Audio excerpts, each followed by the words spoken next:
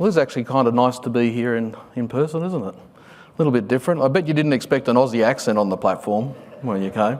Hopefully you're not going to need a translator for what I talk about today, but if you do need some explanations later on, see me at the booth. So what we're going to talk about is, are your cybersecurity walls future-proof? So let me start by asking this question. Are walls just enough anymore? Well, for an answer to that question, we're going to do a bit of a history lesson. We're going to go back to ancient Babylon. Now, the year is 539 BCE, and the city has a population of about 200,000 people at the time. Ancient Greek historian Herodotus was really impressed by the walls of Babylon. He said they were 56 miles long, 80 feet thick, and 320 feet high. Now, if that wasn't enough, the city sat astride the Euphrates River, which acted as a moat, and it was 65 feet to 260 feet wide in places around the city. The walls had buttressed defence towers all the way around. There were 2 sets of them, and they had enough food and water to outlast any sieging army. So from an ancient world perspective, Babylon looked invincible. But something was going to happen overnight, and it was going to happen when Herodotus said a festival was happening in the city, the night the city fell. Cyrus the Great of the Persian Empire was a motivated attacker, and he found a vulnerability that he could actually exploit, and he did it well. What he did was he diverted the Euphrates River so that the river then dropped to a level that allowed his invading armies to walk up the river, past all the defences, the outer defences of the city, and up into what Herodotus said were little gates that led down to the river that were left open for the festival. The outer section of the city fell before the inner parts even knew what was happening. As a matter of fact, the Nabonidus Chronicle that you'll find in the British Museum to this day says that ancient Babylon fell pretty much without a battle. So they might have felt really safe behind their walls, but somewhat an unexpected set of circumstances led to their downfall very quickly overnight. So how do you feel about your cybersecurity walls knowing that story? You know, we find a certain level of comfort being behind walls. The poet Alice Meynell said those words, "A wall is a safeguard of simplicity." Now, we might think to ourselves, well, cybersecurity solutions are really complex, so how come we're talking about simplicity? Well, it's because attackers have become far more motivated, and they really are stepping up their game. So what we have in the way of walls today is really the baseline of security. It's become the simple part of a security strategy. And in all reality, hackers will just work their way through. They'll barrel through your walls, they'll climb over them, they'll do whatever they have to get through them and into the next stage. And it's because those walls are tested, they're repeatable, and they're known factor. It's the same for the cyber criminals. It's a tested, repeated, and known factor to them as well. They understand the walls. Some of them even help build the walls. So it's not going to be too much of an effort for them to get through those walls. So putting vulnerabilities aside for a moment, what are some things that can leave holes in your walls today? Well, what about end-of-life systems? Now, we know there's been a chip shortage during the pandemic, which has led to an equipment shortage, but some have just been plumb simply not doing a great job on keeping on top of their end-of-life programs. And that's caused a bit of an issue. It'll cause you a compliance issue. If you've got PCI 3.2.1, you're going to have a problem with requirement 6.1 and 6.2. Or in version 4, requirement 12.3.4 specifically calls out end-of-life systems. And it's because everything becomes a magnitude more vulnerable if you can't patch them and keep them up to date. So we can understand why those compliance requirements exist. Now, if you simply can't patch them, you're leaving holes in your walls. And like Cyrus, a motivated attacker is going to utilise that hole and make their way into your systems. But they aren't the only things leaving holes in your walls. Let's have a look at vulnerabilities this year alone, and then we'll take a little bit of a peek into the future. You know, Herodotus said there were little gates that led down to the river that were left open. They're basically vulnerabilities as they are today. You know, there's 179,580 vulnerabilities right now. Now, we know with PCI DSS 3.2.1 and version 4, you need passing scans with nothing of a CVSS score of 4.0 and above. But 89.8% of all vulnerabilities at the moment are CVSS 4.0 and above. So if you find yourself with a vulnerability, it's a pretty good chance you're in a non-compliant state and you're going to need to remediate and rescan again.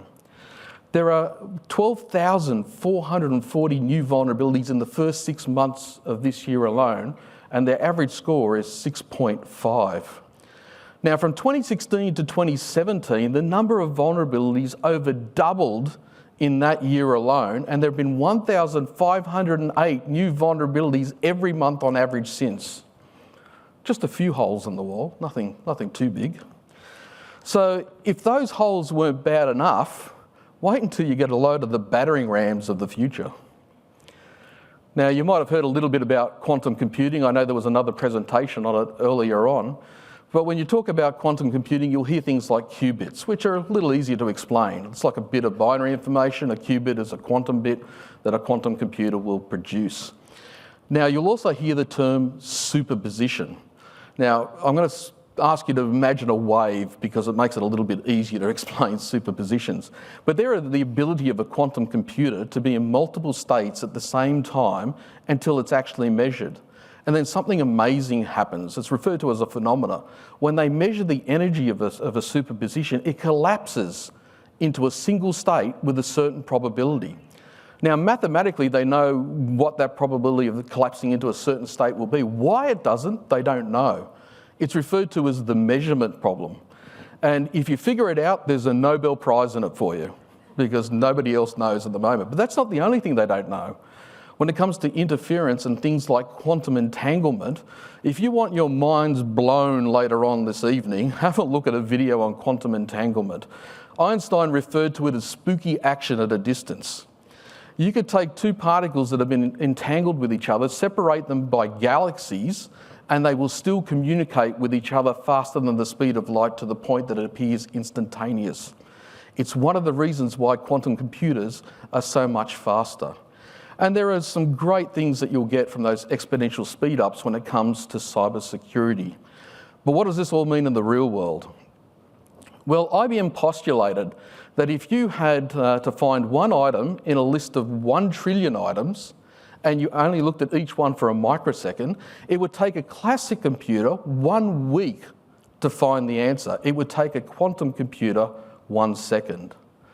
Now, there are certainly some impacts that can be had in the security space when you're working at that level of speed. There's some positive aspects. For example, quantum computers can generate a truly fundamentally random number that can be used in cryptography, which is fantastic, a truly random number. But it can also have some controversial applications like the ability to break public key cryptography. Qubits are inherently unstable. They're affected by temperature, they're affected by sound, magnetic fields, even clashing with each other. But if you could generate 4,000 to 6,000 error-free qubits, you would basically be able to break public key cryptography in less than hours. Here's the good news. You need more than 1 million of today's noisier qubits to be able to generate 4,000 to 6,000 error-free qubits.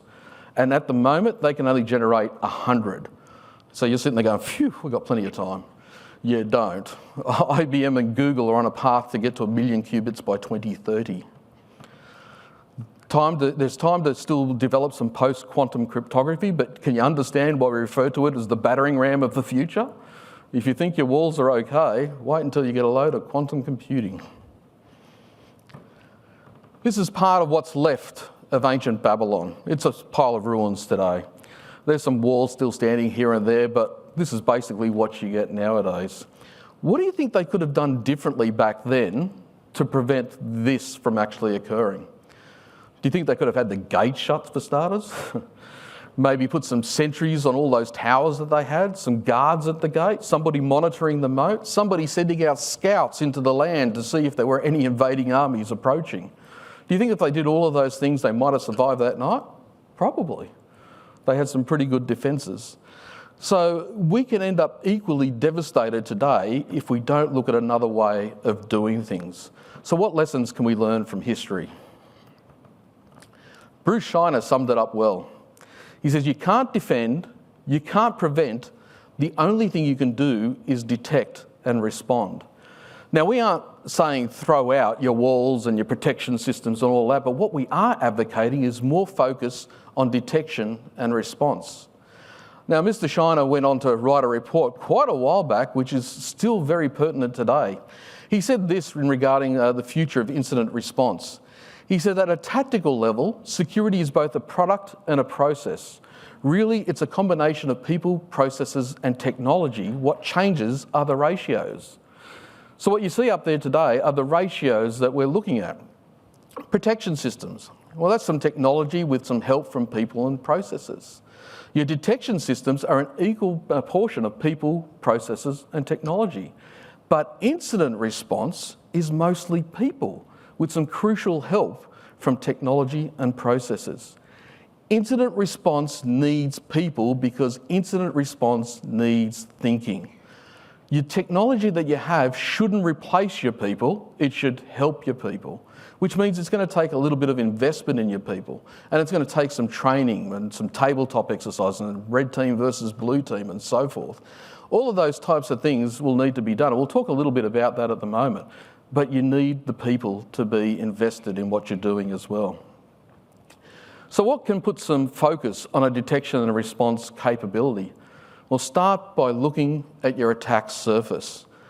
You know, QSAs are really good at identifying scope, and I'm sure there's quite a few here in the room today, but you look at everything, don't you? System components that store, process, transmit cardholder data, anything that has unrestricted connectivity to a CDE, anything that can impact the security of a CDE. You take that same level of scrutiny and apply it to your attack surfaces, and everything has an attack surface. I mean, I looked at an attack surface of a car when I was first putting this together and my hair stood up. But just look at just the home and your attack surfaces you have there. Your cameras at the front, do you know where it's transmitting data and where the data lands and is that secure? Do you know what ZigBee is and what that impacts and what the security holes are in relation to that? Or with the Internet of Things now impacting your physical security because your front door locks are connected to it. Well, how many mum and dads actually changed the default router password? Everything has an attack surface. Now look at your more complex environments that you're all running, data centers, third parties, the cloud and so forth. And think outside the box. Look at the digital, look at the physical, look at the social engineering aspects, but also outside the box with things like supply chains. Are they a part of your attack surface or are they an attack vector that you've got to keep an eye on? It helps establish your detection and response capability because now you know where to put more focus on your detection aspects and what your responses should be in that environment. What else can help with a detection and response capability? Zero trust architecture. You go, oh, not that again. But it's been around for quite a while. It's not something new. In reality, NIST defined it as focused on resource protection on the premise that trust is never granted implicitly but continually evaluated. Now, interestingly, Gartner had a conference in Sydney just not that long ago, and they had their top 8 cybersecurity predictions. And one of them was there up on the screen. 60% of organisations will embrace zero trust as a starting point for security in 2025, but only half of them, or less than half of them, would fail to realise its benefits. So how can zero trust architecture help with the detection and response capability? Well, zero trust architecture combined with contextual trust algorithms is where you want to be at. So what's a contextual trust algorithm? Well, your HR person typically looks at 25 records per day, every day, 25 to 30. Now all of a sudden they want access to 100 records, but you know that they normally only access 25 to 30, so do you alert? Do you look at what they should do in the way of more authentication? Or your accounts person. They typically work in the office 9 to 5 every single day, but all of a sudden they're at an undisclosed location at an IP address you don't recognise, and it's 1 a.m. in the morning and they want access to 100 records. What do you do then? Alert? Certainly make them jump through some more authentication hoops. Now, contextual trust algorithms are going to take a little bit of development and a little bit of time to put them together, but can you see how it can squeeze down your mean time to detect and your mean time to respond by implementing that as part of your zero trust architecture? But the records sort of like show we're not doing a great job of it. Back in Australia, the Australian government has what they call the Notifiable Data Breach Act. You have to tell the government when you've been breached if it impacts an individual and it impacts their safety. And they keep some pretty good statistics. Now, they have one there, time taken to identify breaches. 20% or more took longer than 30 days to identify that they'd actually been breached. What's really scary is the other 80%, there's no more granular information. They could have all taken up to 30 days to be identified. 5% took 365 days or longer, or didn't even know they had been breached. 15% took longer than 61 days. The Australian government made this observation. They said a notable portion of entities experienced system faults and did not become aware of them for over a year. People are key to reducing your mean time to detect and your mean time to respond and to get rid of these types of numbers. But they're going to need some solid training. It's the reason why security operations centres have people. It's because they're the ones that are going to act on what they see. So what do we need to do? We need to train them really well.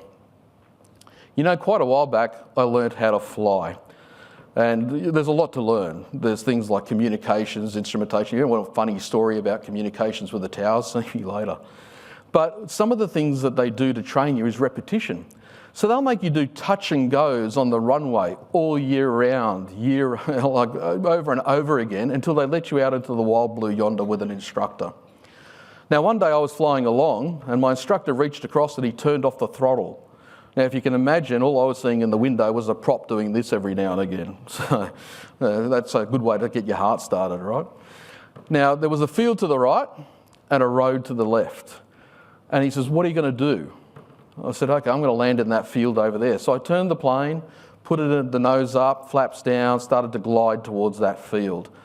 That's the point when he questioned my decision. He said, "Well, what about the road to the left? Why not go there?" And I'd already dismissed it based on my training because I saw all the traffic on there and I saw the power lines and I thought that was a dangerous place to land. So I stuck to my guns. What's the lesson? Repetition and drills can make reaction times so much faster and decisions so much more accurate. Surprise your teams when you actually are conducting exercises. Don't tell them it's coming. It's been 25 years since that lesson and I haven't forgotten it. So if you surprise them, they will remember it. Red team versus blue team exercises, a little bit of healthy competition never hurt anybody. Then once you've done all that, review your processes. Who is authorised to make a call? What's your position on ransomware? What are your setups with your third parties for access and log availability? Look at all of those things. Focus on what can reduce your response time. So what have we learnt overall? Well, Babylon and its huge walls fell overnight to a motivated attacker who saw a vulnerability and took advantage of it that could have been shut down with a detection and response strategy. With risks and advancements in technologies nowadays, we can't just hide behind walls anymore. Shore up your detection and response capabilities by looking at things like zero trust architecture combined with contextual trust algorithms. Look at investing in people and their training. Scrutinise and reduce your attack surfaces and review and test your incident processes. Quantum computers can really be a battering ram for the future, but they can also be part of the solution. So keep up to date with tech advancements. If we don't want to end up ruined like ancient Babylon, we really need to shore up our detection and response capabilities. Thank you.